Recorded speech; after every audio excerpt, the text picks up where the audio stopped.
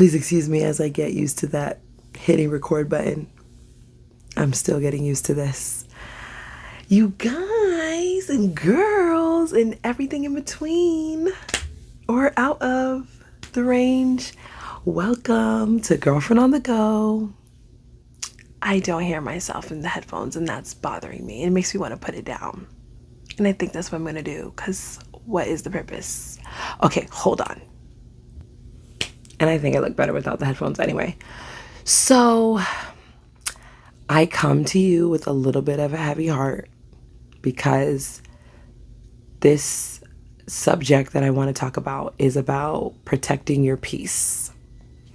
And it's very unnatural, uncomfortable to do when you're in a Caribbean household. So I am half Haitian and Guyanese, although I was born in Brooklyn. Trust and believe with the recent events that have happened in my life, I've pissed off both sides of the family. So I can't even say drum roll because this ain't even a beat. I didn't go to my sister's wedding. You heard me right.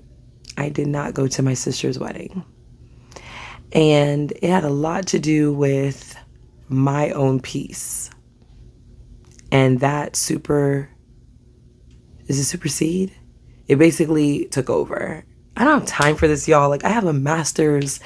Like, why don't I know my alphabet? Why don't I know my words? It's ridiculous. Okay, for the sake of conversation, when you don't know the big word, you just use smaller words. So my own peace overrode.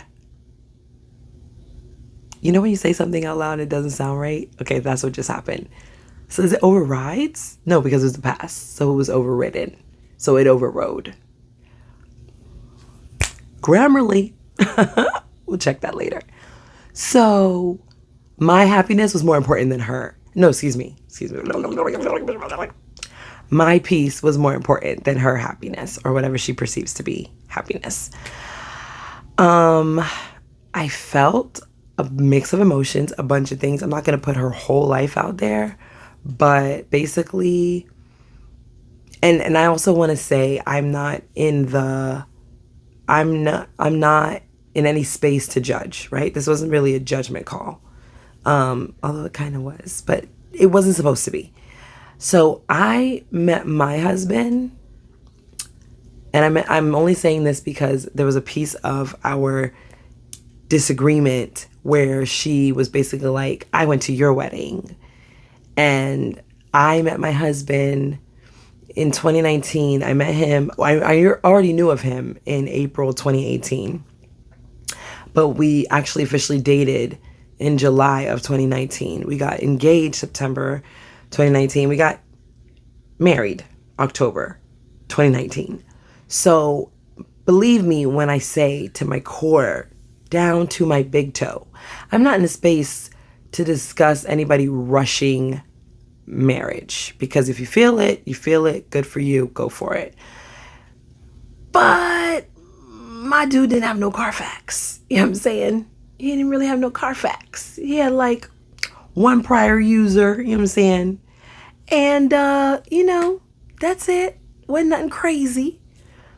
But this does sound like judgment now that I'm saying it out loud. I'm really not trying to judge. I just feel like me and her dude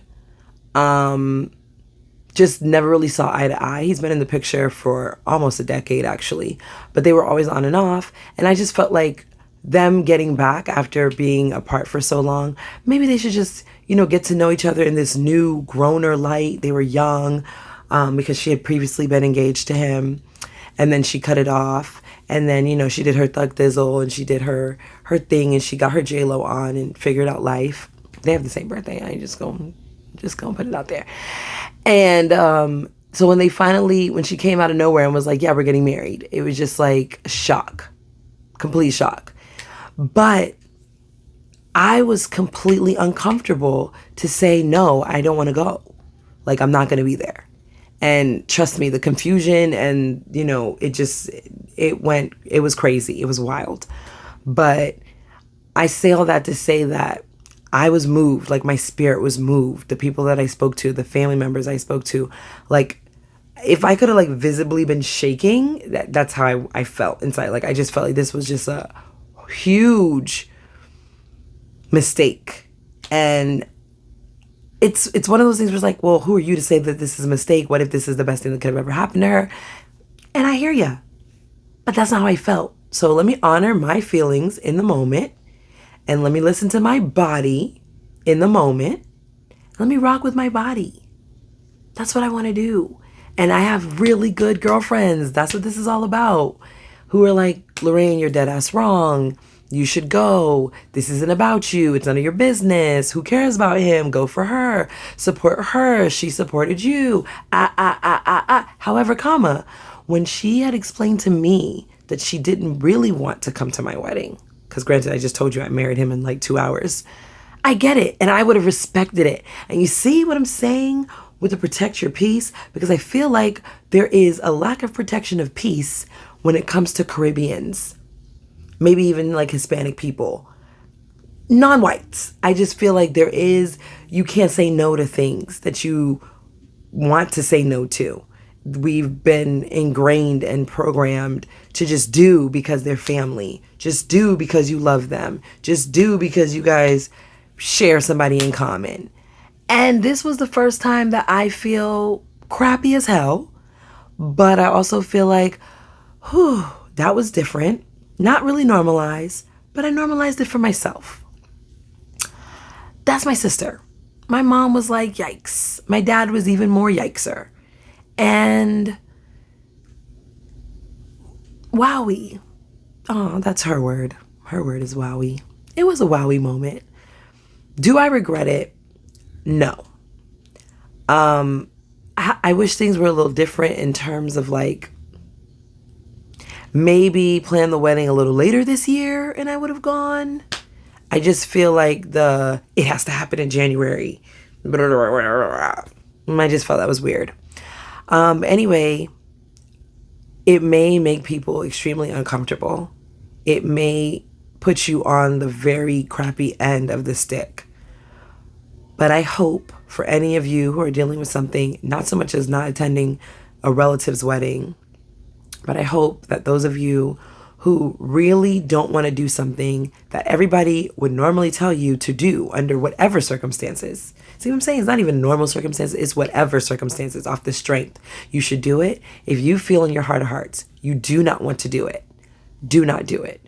Protect your peace. If you're grown and on your own, protect your peace. Follow your heart. Follow your mind. And don't do it. Or do it. If it's on the other end of it and everybody's like, no, no, no, no, no, and you feel like you should do it, let's normalize not falling into groupthink, not falling into Caribbean think, and following us. What is this doing? Because that up there is already in a file. You're supposed to do this. You're supposed to walk this way, talk this way. That's it. Run DMC and Aerosmith, I think. The other side of it, may not be so common. So just do you. It's uncomfortable to do you sometimes. It's really uncomfortable, especially when there's status quo and what society says and what society wants and what your family wants and what your friends think, all that. But find peace in keeping your peace and following your peace. Just do what you got to do for that in there. Because you got to go to bed with you at night, even if there's somebody in your bed. And you got to be comfortable with it in the morning. So I'm doing it every day. She got married last weekend. Yeah, last weekend. I'm still new in it. And, it stings because she just started a new chapter in her life. And, I had no parts of that. But that was my own choice. Okay? That's the difference. So I'm just protecting my peace.